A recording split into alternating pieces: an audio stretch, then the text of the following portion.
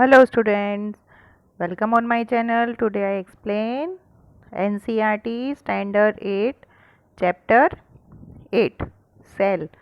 Okay, now today we have to going on Chapter 8 Cell. What is this cell? Okay, ये cell क्या है? आपने देखा होगा कि मैं एग्जांपल के अकॉर्डिंग आपको एक एक्सप्लेन कर देती हूँ कि जैसे अगर कोई भी घर है, ओके, तो घर किस पे बनता है? घर किससे बना है? ये वॉल से। ओके, अब ये वॉल किससे बनी है? वॉल बनी है ब्रिक से। ओके, तो यानी ये जो मकान का फंडामेंटल यूनिट हम जिससे बोल सकते हैं वो होती है ब्रिक्स। ओके, यानी ईंटों से ये मकान बना है। सेम ऐसे ही हमारी जो बॉडी है उसका फंडामेंटल यूनिट यानी स्ट्रक्चर जहाँ से स्टार्ट हो रहा है बनना, दैट इज सेल। तो इस चैप्टर में हम पढ़ेंगे सेल क्या है, उसका स्ट्रक्चर कैसा होता है, यानी उसका फंक्शंस क्या होते हैं। Okay, You have already learned that things around us are either living or non-living. तुम पढ़ चुके हो कि हमारे आसपास जितनी भी चीज़ें हैं वो लिविंग है या फिर नॉन लिविंग है। Further you may recall that all living organism carry out certain basic functions. जितनी भी लिविंग ऑर्गेनिज्म है वो कुछ ना कुछ अलग अपना अपना फंक्शंस कार्य कर रही हैं। Can you list these function? क्या आप इस फंक्शंस का कुछ लिस्ट बना सकते हैं? Different sets of organs perform the various functions you have listed in this chapter. Organs के जो है functions वो अलग अलग होते हैं जिसका आप लिस्ट बना सकते हैं। You shall learn about the basic structure unit of an organ. यहाँ पे आपको बताएंगे कि जो स्ट्रक्चर होता है ऑर्गन का बेसिक यूनिट क्या है, विच इज द क्या है ये सेल। सेल में भी कंपेयर्ड ऑफ ब्रिक्स, सेल को हम ब्रिक से कंपेयर कर सकते हैं। Brick are assemble to make a building, brick से एक बिल्डिंग बनाई जाती है। Similarly cell are assemble to make the body of every organism. इसी तरह सेल जो है वो सभी ऑर्गेनिज्म की बॉडी को प्रिपेयर करता है, बनी हुई होती है। Now who discovered cell? Discovery of the cell, cell की खोज किसने की? रिमेंबर रखेंगे ये नेम, आगे तक काम आएगा आपको। Robert Hooke. क्या नेम है? Robert Hooke. यानी Robert Hooke in 1665 observe slice of cork under a simple magnifying device. Robert Hooke ने 1665 में एक कॉर्क, अब ये आप पूछेंगे कि कॉर्क क्या होता है? कॉर्क लकड़ी का एक ढक्कन होता है जो बॉटल्स के ऊपर लगाया जाता है, इसको हम कॉर्क बोलते हैं, ठीक है। उसको जब रॉबर्ट हुक ने मैग्नीफाइंग डिवाइस के नीचे देखा तो cork is a part of bark of a tree. जैसे मैंने आपको बताया वही लिखा है कि एक बार्क का एक ट्री का पार्ट होता है बार्क, ठीक है, यानी कि जो स्टेम होता है ना, स्टेम को ही हम बार्क बोलते हैं। He took thin slice of cork and observe them under a microscope. उन्होंने बहुत थिन पार्ट लिया कॉर्क का और उन्होंने माइक्रोस्कोप के नीचे उसको देखा, ऑब्जर्वेशन किया।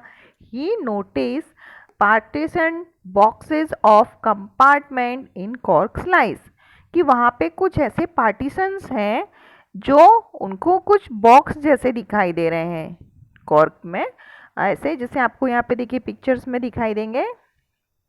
हम जूम करेंगे तो हमें पता चलेगा कि किस तरह से, देखिए ये छोटे छोटे छोटे छोटे उनको बॉक्स जैसे दिखाई दिए।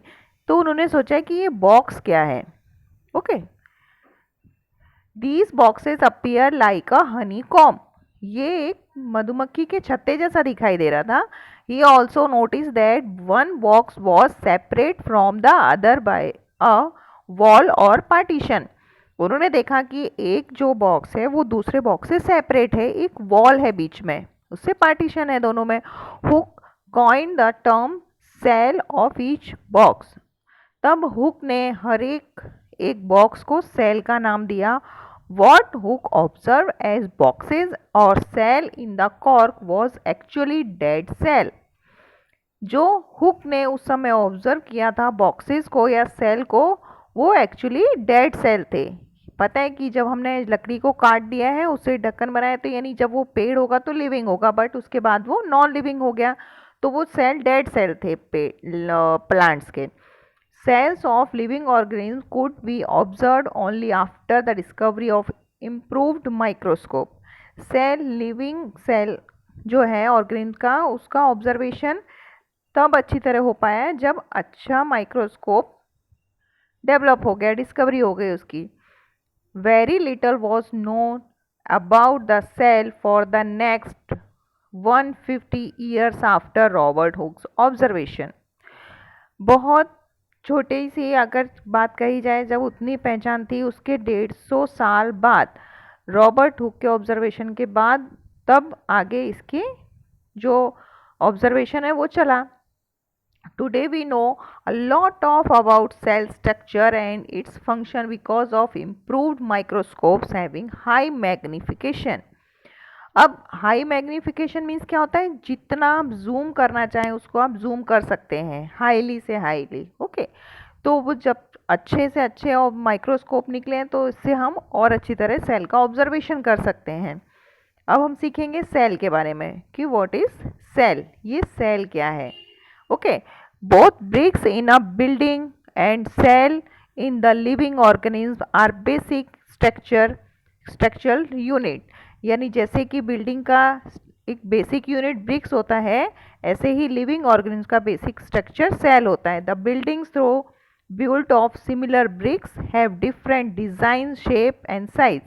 जैसे कि हर एक बिल्डिंग की जो ब्रिक्स होती है, बिल्डिंग की ब्रिक्स में अलग डिज़ाइन और शेप और साइज हो सकता है।